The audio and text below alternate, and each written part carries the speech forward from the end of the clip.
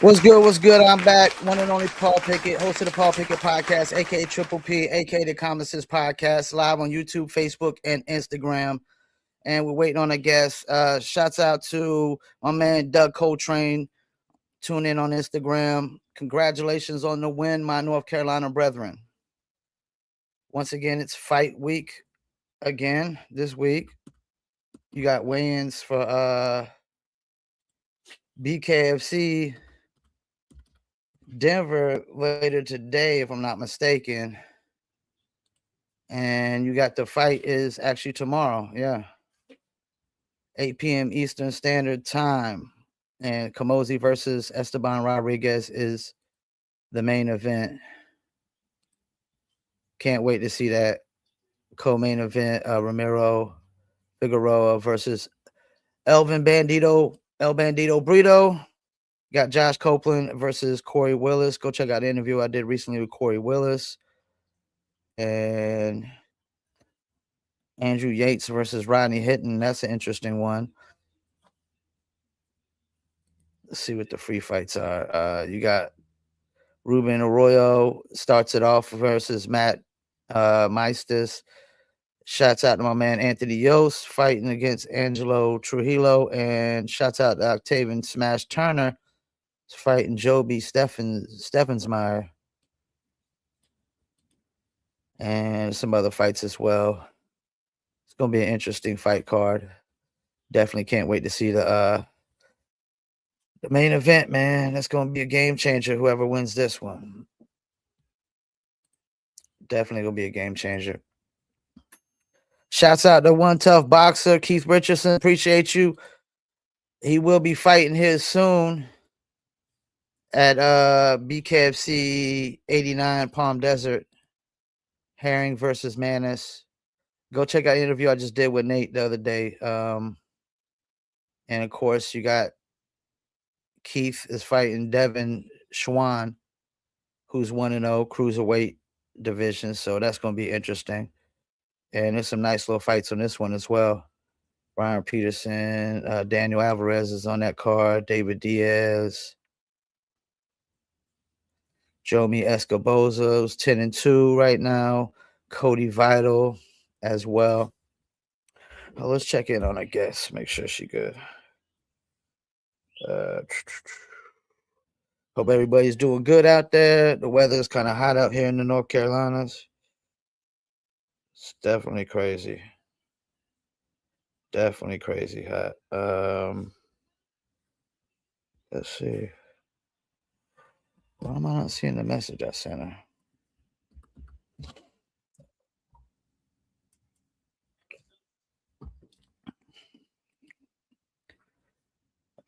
Okay, and why am I not seeing my messages?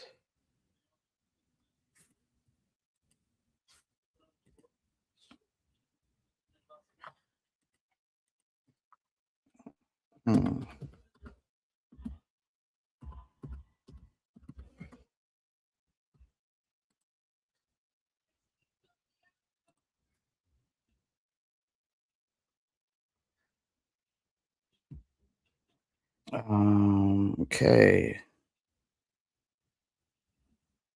I don't know. It's not letting me send a message. What's going on here? It's not letting me send a message.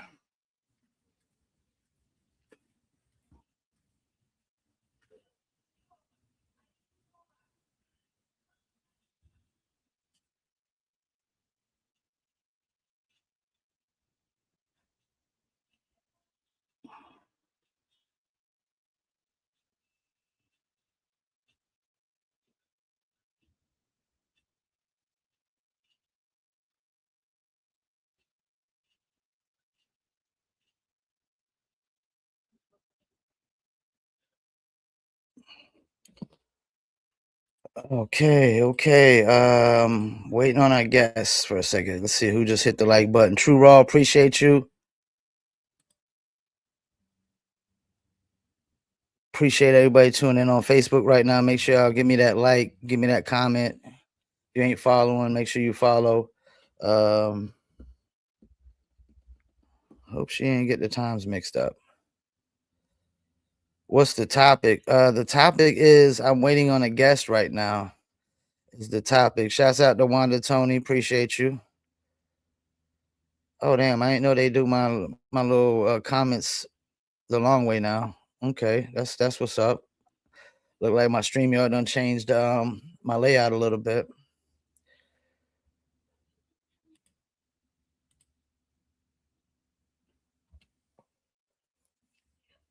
See what else? We still oh yeah, and freaking so tomorrow you got BKFC 88 Denver. You got BKFC Fight Night in Australia literally the next day on the 18th on Saturday. Like back-to-back events in two different countries, man. It's crazy.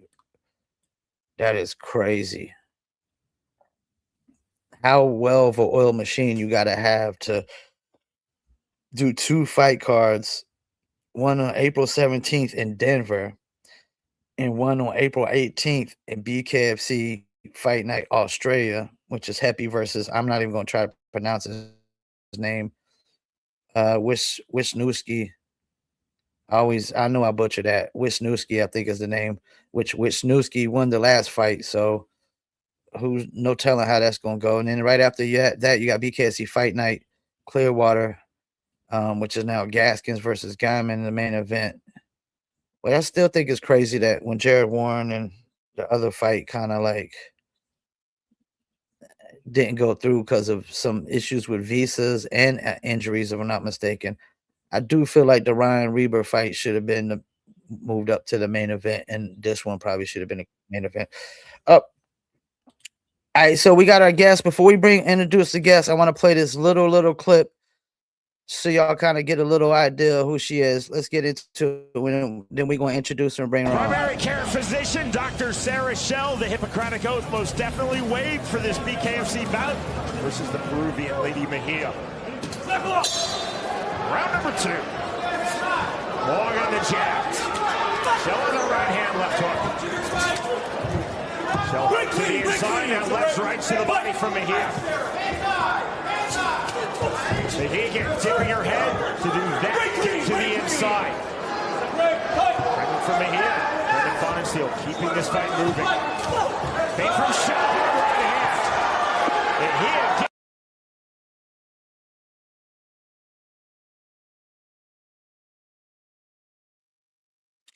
All right, let's introduce our guest. She's undefeated in bare knuckle, 3-0, the number 1 ranked bare knuckle strawweight in the world, the one and only Sarah TNT Schell. Let's bring on Sarah. How you doing? Hey, I'm good. Thank you for having me.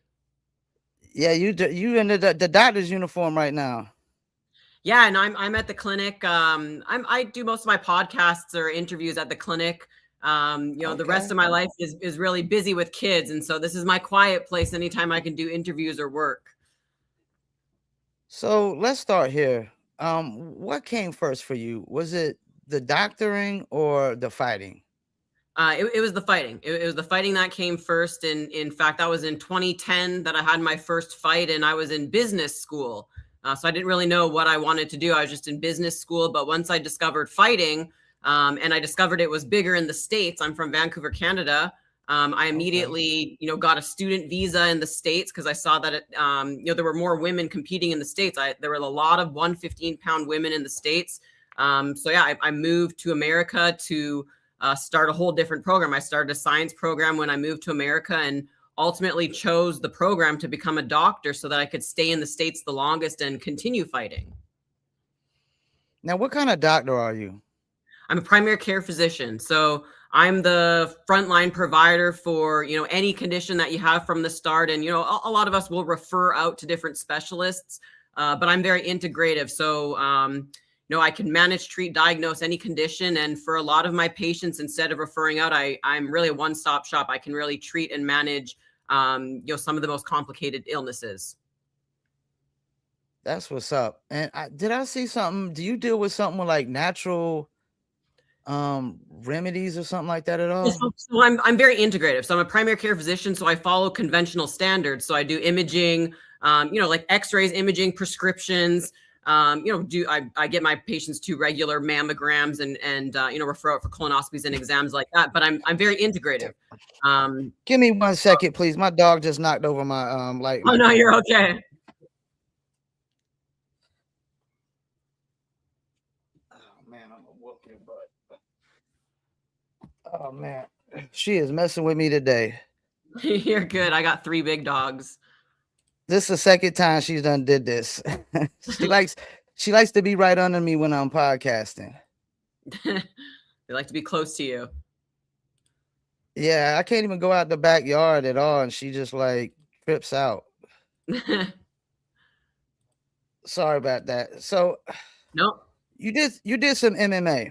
Yep. Tell us about your experience in MMA. Yeah, my background is MMA. That's how I started. Gosh, I had about 18 or so MMA fights. Think about 18 MMA fights, 3 that are pro, and about 15 amateur MMA fights. And gosh, for my undergrad, I was fighting probably every 2 to 3 months. So I was very active. When I first started, and when I had my first MMA fight, I didn't have any experience. I was asked to fight 12 days before that, and I had no experience fighting. I worked in a nutrition store, so I came across a fight manager, and he was looking for a fight, and I just ended up saying that I'm athletic and tough.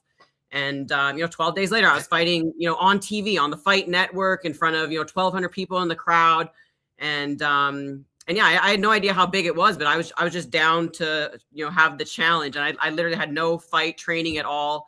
My first fight, it went to the ground, and I had I knocked the lady down. And, I had no idea what to do. Like, I didn't know how to get on top, how to grapple. So my the person in the corner who I just met 12 days earlier, he's like, stand up, keep it standing, so, yeah, I was really just thrown into it, and, I love competing, and, yeah, I just always stuck with it, and I've loved it the same ever since. So I seen you competed in national physique committee competitions. Do you still do that? Yeah, you know what? I haven't for about a year and a half or 2 years now, and the reason being is because I really buckled down with BKFC. Like, I've been ready in fight shape and training, and when I fight at 115 pounds, I get really skinny. I get really skinny when I fight at 115.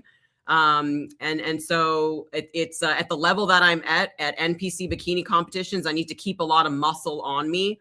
And so I've just been really focused on fighting, but I'm looking for my opportunity to get back in there for the NPC bikini competitions. Eventually I'd like to win my pro card, but a lot of the professional IFBB, bikini and bodybuilders, they're not natural.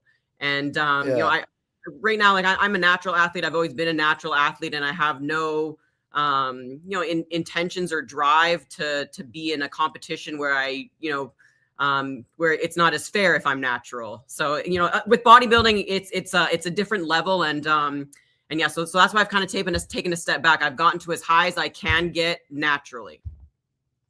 Yeah, you look extremely well fit. I mean, you got the 6-pack and all going over there. So Yep. And all I say is consistency. It's consistency. Yeah. I've been through periods where I haven't had abs. I have 3 kids, and each time I was up to about 200 pounds. So I was a big mama. But it's consistency. I work out every day, and I've always been like that. Ever since I started working out when I was 18, 19 years old. So about 20 years of just consistency. So you're doing MMA. I'm guessing bare knuckle came to you for fighting in bare knuckle. Yep. No, I had taken a bit of a break for medical school, and then I had 3 kids, and I was looking back to getting into MMA, and bare knuckle came to me with an opportunity in Omaha, which is where I did my undergrad and built up my MMA fight kind of a career. So yeah, I was happy to go home, and I've always been a striker. Like I said, my very first fight, I didn't know what to do on the ground, and ever since that first fight, I never really even trained the ground. I never naturally liked the ground. Like I've done a lot of grappling tournaments, and I'm very good at it, but it's not my passion. I love to stand. I loved Muay Thai. I trained at a Muay Thai gym for most of my career growing up, but yeah, I love to stand and bang, and I should have been in boxing long ago, but sometimes with patience, the right opportunity comes, and that's what I see BKFC as, a very good opportunity, and I love BKFC. I'm definitely loyal and here to stay with BKFC until I retire. Yeah, and I think the ground aspect of MMA is why I don't really like MMA and why it can tend to be boring to me. Yeah, it's not for everyone. You know, it can be exciting. But for me, I'm a very active fighter with my punches, and I do a lot of damage. And so, there were some decision fights where my opponent was just like black and blue, like alien face, and it's like, oh, I didn't win, and it's like, how did I not win? But I understand the rules. Sometimes when you're holding someone down, you get more points in MMA. But I've had many decision losses where my opponent certainly looked like the one who lost. So I Yeah, understand. that's crazy to me because that reminds me of like the Julian Lane fight. Like they showed a thing where Dustin Peg looked like the guy off of the Goonies, the Baby Ruth. And, Yeah. and Julian Lane didn't have a scratch on him and he lost the fight. I'm like, how can you lose? Say this guy lost the fight. The other guy looks like the dude from the Goonies. Another guy barely got a scratch. Yep. So yeah, that's my experience. Sometimes in stand up fights or MMA fights, and in stand up fights as well too. Even in Muay Thai, I've lost Muay Thai fights where they did a couple kicks, and kicks are worth a lot of points. But they did a couple kicks, but their face is just like messed up, and I'm looking all pretty, but I still lose. But that's the fight game, and I love the challenge. I love the highs and the lows. I'm never down on myself if I lose. I do not care about the outcome. I'm unattached to the outcome. I'm just there for the challenge, and I love fighting. Like it's in my soul. I love to do it. So I'm very dangerous because I'm just out there having fun. Were you nervous in your first BKFC fight? No, you know what? And I always say this as well too. Ever since my very first fight, it's been my comfort zone. That's how I know that fighting is just meant for me. And I always say this as well too. For NPC bikini competitions, I'm so nervous. I have a coach backstage. She's got like a towel. She's fanning me down because I just get so sweaty and nervous. I feel out of place in the makeup and the hair and the heels and the posing. But when I'm fighting, I have no nerves, no anxiety. I know my purpose and I feel like I belong. And it's always been like that since day one. Even when I transitioned to BKFC, I've just always felt comfortable fighting. So let's get into something very, very important. So, I mean, you're the number one ranked strawweight. You've recently been called out Britain Hart. What made you feel like now is the time? Yeah, you know what? I've been number one for about 1 to 2 years. I've moved up to the top ranking very fast, just from knocking down all of my opponents. And, also too, like I've never lost a round. So, even though I've had 2 decision fights, like I've across all scorecards of the judges, I've never lost a round. So, I moved up pretty fast, but just as a dominant fighter. And I've always said, like, I want someone who's ranked. And the only people that really make sense on that top 5, is the champion. And then I was calling out Taylor for a while as well, too. But, Taylor, Britain Hart is really the only one that really makes sense for me right now. I just don't see I just don't see it making sense between anyone else other than Britain and me right now in the strawweight division. Yeah, and as a fan on the outside looking in, it's like there's not a lot left people to try to take out Britain Hart. So it looks like right now you're like I feel like you're in a position of where Christine Vicens was before she fought for Faria. Like she was to me like the only person left that might give her a run for the money. And then I realized, oh damn, she's not even. That's true. I mean, she did good, but Christine is just. She did great. I love Christine. She fights hard, but there's levels. Yeah, yep, absolutely. She did good, but the queen of violence is the dominating queen. But you know what? That's how I feel like I'm at 115, and I want to prove that. I want to prove that against the best. And I love Britain, and yeah, she's done a clean sweep of the 115-pound division.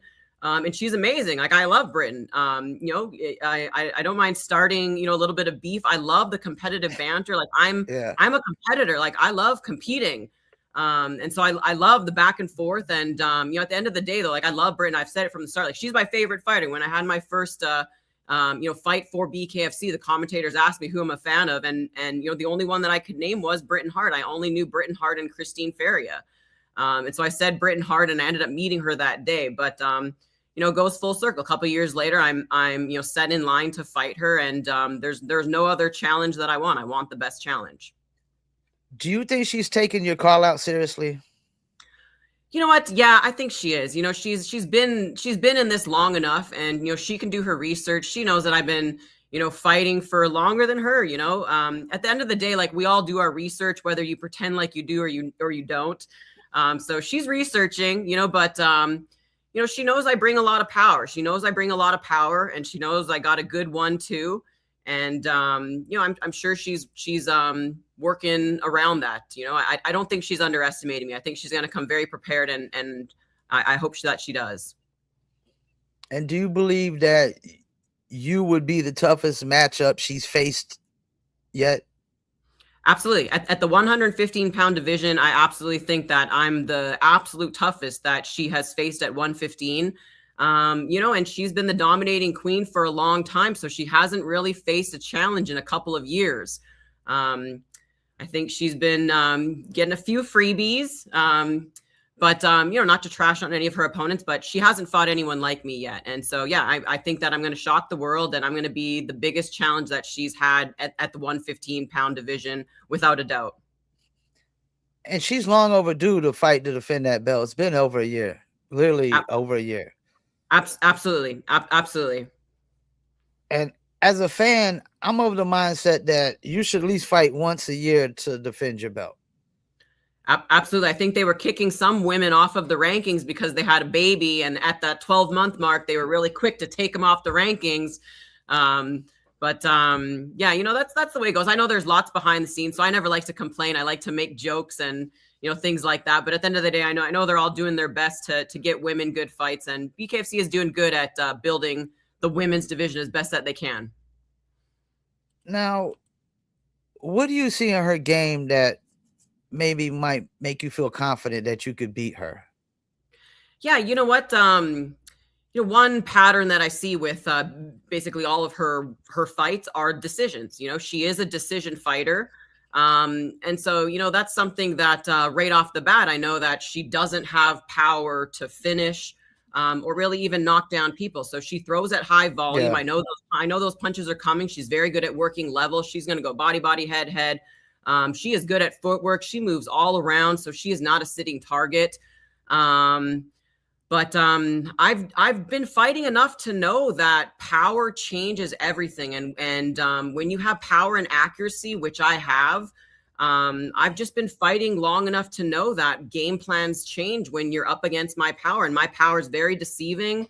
And my cardio is good. I'm just like a little Energizer bunny, and I love it. And my mental game is good. So I think that I'm going to be the most solid all-around fighter that she's ever fought before. And I've been training my whole life for this. Like, I moved to the States to pursue fighting. And so this is not just a goal that I woke up with last year. This is something I've been working my way to seriously for the last 16 to 17 years. And so she has not met a mental and physical challenge like the one that I'm going to bring to her. Yeah, and as a fan watching, when you get in the lower weight classes, there's a lot less power. So you're right. If you got power in those lower weight classes, even the guys, like a guy like Kai Stewart doesn't have a lot of power. He doesn't really knock guys out. When he knocks them down, they really kind of get up quick. Like, he just out technicians them and out boxes them and just out points them, really. Yep. That's why it's fun having power at the little girl division, because I know it's unusual. I've been fighting at 115 for 15 plus years, and I've always had this power. I grew up playing tennis, so I think like that natural snap just comes in my power, but it's just like my powers are deadly. And, I don't want to get hit with my power, like they come hard, and I'm very accurate with them. And so that's one of my strengths for sure. My 1-2 has always been my strength. I got a good jab, a long reach, and a lot of power. And eventually that power is going to connect, and it changes the mindset when you're in there. What do you think your power is with, like, comparing you to somebody like Borga? You know what? I've never thought to compare at those levels. I mean, I haven't really even seen Borga, except for her knockout punch. Yeah. But I think I look at Christine Feria as more of a power puncher. Um, but yeah, I don't know. I don't really compare myself to other people. I just know that I got a lot of power when I crack people in the face. I mean, like I've knocked dozens of people, over a dozen people over.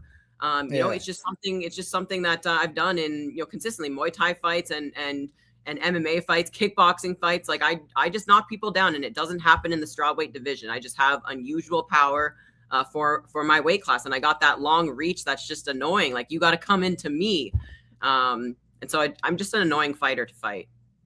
So I saw a clip where you did an interview, and I think you were. I'm gonna try to phrase you correctly. I think you were saying that you feel like you were looked at as the least popular person in your weight class. And I Mm-hmm. also seen on like boxing records where like they had chicks ranked higher than you that were ranked lower than you in BKFC. Do you feel like you're being overlooked? No, you know what?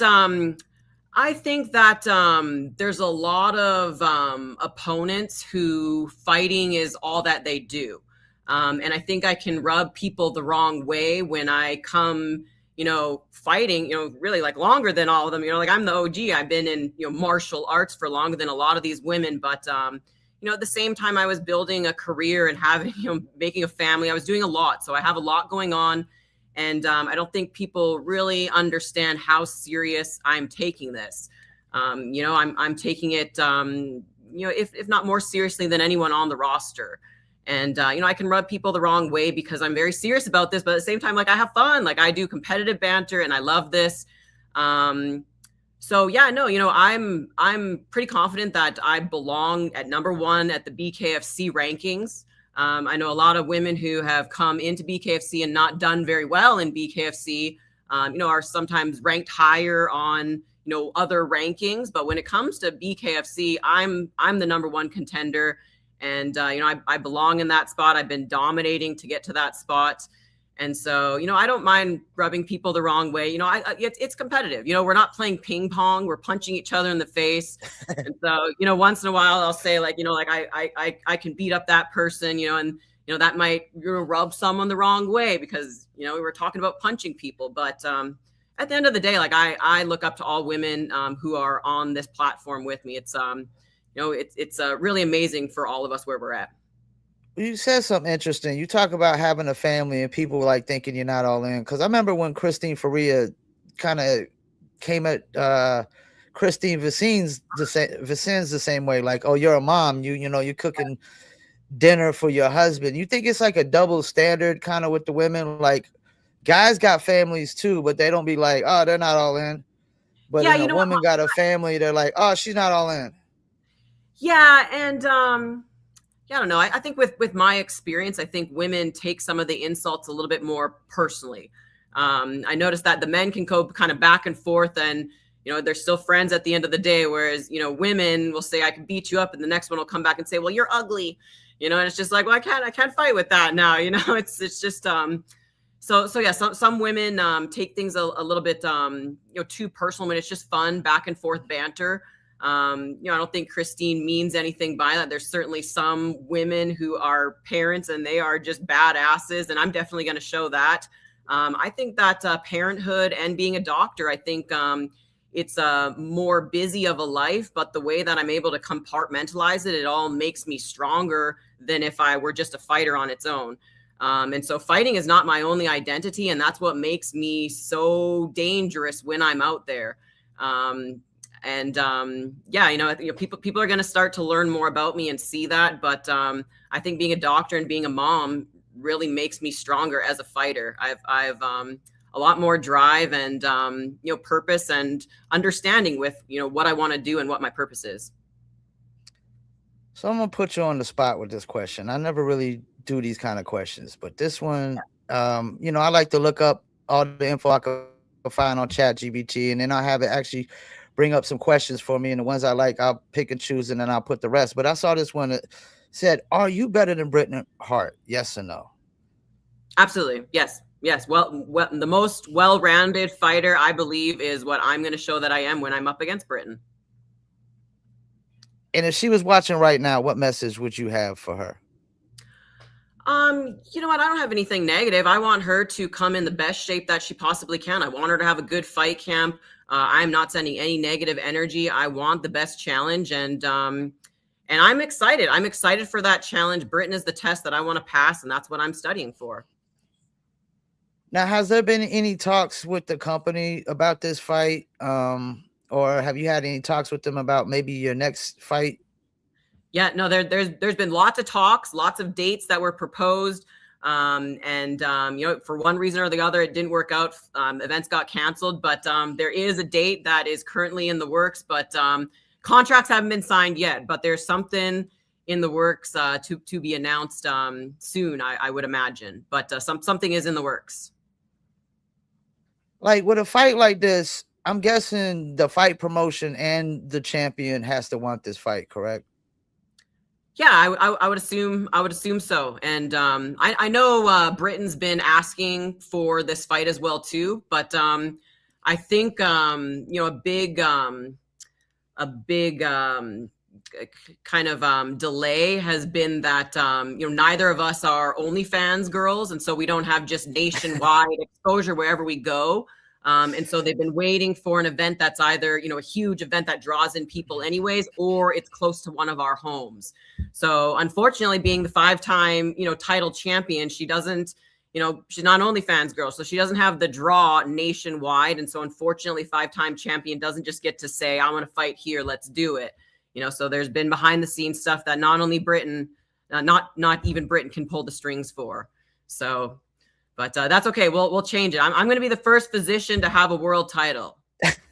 Mark my words on that. I'm going to be the first physician to have a world title. So, I mean, let's say you don't get the title shot right away. Are you willing to just fight anybody else? Absolutely. Or are you just like locked in on her? No, you know what? I've said that I want to fight anyone. If Britain wasn't ready, then I would fight anyone. I've always said that I want a ranked fighter. I want a ranked fighter. No, they've had me on hold since December, saying that you know, it's coming. The date is coming. So I've been in fight camp since December, since Britain and I had a little altercation to kind of pump up the fight and build interest around it. But yeah, I've been waiting for December for that fight date. So my training is all around Britain, and I know it's coming. Just waiting to you know, get a date locked down. I mean, just looking at the rankings, like the only other fights that even make any sense would be probably like with the Natalie Gage. Mm-hmm. She's 2-0, number 3. And maybe Shelby Cannon. I don't know, but yeah, you that's know, the thing. fought Crystal. You know, fought Crystal, right? Yeah, she wouldn't want a rematch. See, that's the thing too. All of Britain's opponents, they want rematches. None of my opponents are calling for rematches. Yeah. But yeah, no, you know, a lot of the top 5 girls are really good, but at the end of the day, Britain needs a dance partner, and so you know, you know, Britain needs to fight someone. It's been over a year. She's got that title. I'm the biggest challenge. You know, Shelby, I think, is working her way up there. Yeah, I mean, she just hit the rankings. She just hit the rankings. Oh, is she? Okay. What yeah, is she? She's they got her at 5 on BKFC's site. That makes sense. I forget who was 5, but yeah, that makes sense. Yeah. And I'm over the mindset that they might need to, like, they just had a fight card where they had 2 women's fights in it. They probably need to start doing more of that. I mean, because y'all gotta wait a lot longer. Yep. For y'all's fights. Cool. Yeah, that'd be cool if they do 2 women's fights at a time like that. But yeah, I always just make it known that I'm training, I'm ready, I'm as flexible as I can be. And I'm just waiting for the promotion to call me. I try not to complain. I try to be, you know, as easygoing as I can. I know how the fight world works. So, like, how do your friends and people like react when you tell them you're a bare knuckle fighter? You know, nobody's surprised anymore. Everyone, you know, I do the same thing all the time. So you know, everyone who knows me, they've known me for so long. I'm a creature of habit. You know, I just go to the gym all the time. I work all the time. I do the same thing all the time. So everyone who knows me, they just see me all the time and they know. But you know what? It's not something that I talk about. it's not something that I say just to say. So it's like the people who see me all the time at the gas station or at my Subway or Chipotle, they don't know that I'm a fighter. Of course, once in a while, people will be like, "Oh, like you're so fit. Are you a personal trainer?" And then once in a while, I'll kind of tell them, but it's just not the first thing that I say unless unless they start the conversation. I saw something they were saying, do you gotta waive your Hippocratic oath before every fight? No, because they're not my patient. Okay. Right. So Okay. I heard somebody say that before the fight. I was like, is that a thing? Yeah, I love all the doctor jokes. Anytime that I fight, when you read the comments, Yeah. it's all doctor jokes all the time. But yeah, no, you only do no harm to your patients, and anyone else is fair game. I think Sean Whitlock said it, and I was like, yo, is that a thing? Does she gotta really waive her Hippocratic oath before she beats somebody up? So how does that work? You beat them up and then you fix them, you help them put them back together? I've never had a patient reach out to me, but certainly I'm a good doctor. I love what I do. I would open up care to any fighters if ever they needed my assistance. And certainly I have had some fighters message me online, and I've given them the best advice that I can. I'm always happy to help with health questions or anything. That's a big passion of mine. Before we let you go, is there any shout outs you might want to do, like any sponsors, anything? No, you know what? I don't have any sponsors, but I always shout out to my gym Pro Edge Boxing in Phoenix, and my coach Santiago. And you know what? For as long as I've been fighting, I never really had a coach. I would always show up and have the teammates, kind of do the classes with me. But since I started BKFC, I've had a boxing coach from the start, and I just keep getting better every single fight. Like, you're going to see a new fighter each time. Yeah, so the person that I would want to thank is Santiago, my coach from my gym. And yeah, thank you to you. Thank you for taking the time. I think media goes underappreciated. You guys do a lot for the fighters. Appreciate it.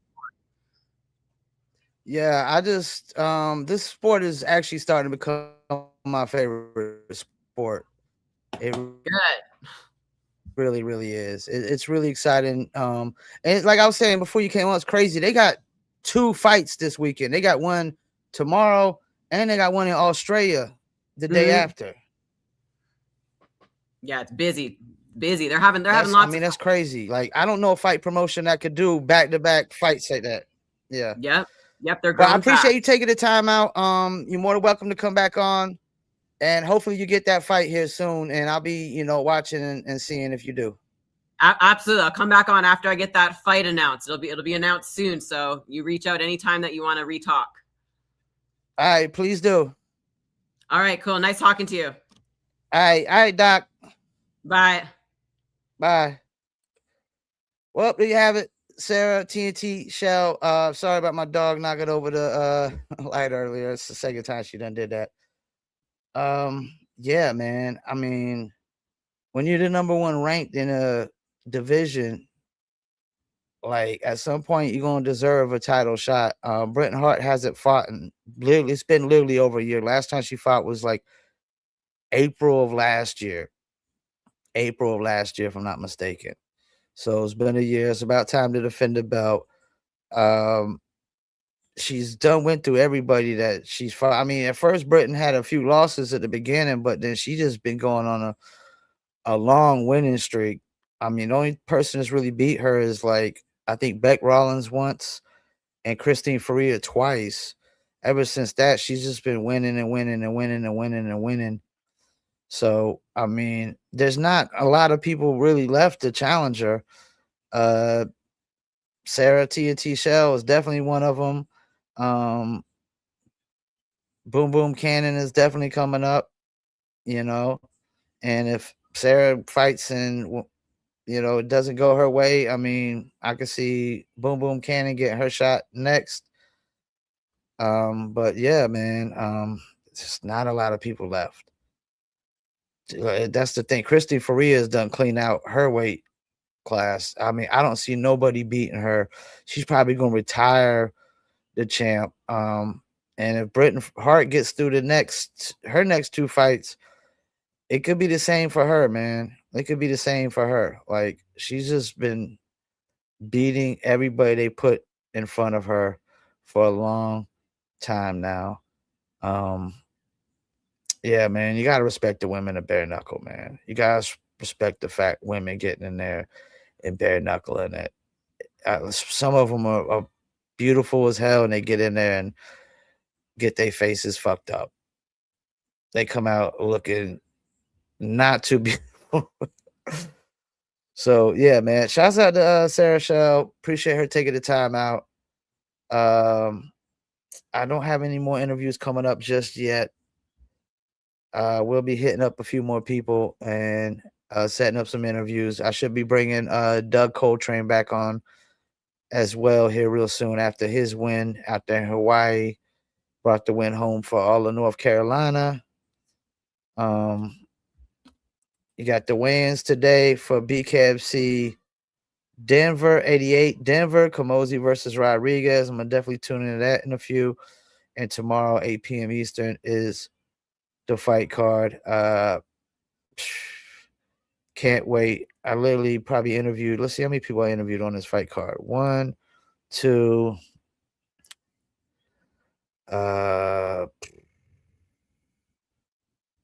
3, 4, 5. I've interviewed 5 of the guys on this fight card, which is Ruben Arroyo, Anthony Yost, Octavian Turner, Elvin Brito, Corey Willis, and I think that's it on this fight card.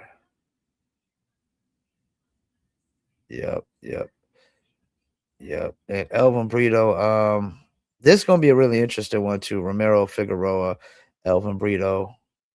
Really interested to see how that goes, because if Figueroa wins that, I mean, he's gonna go to 5-1, and he's gonna look like he's gonna be a force to reckon with in bare knuckle.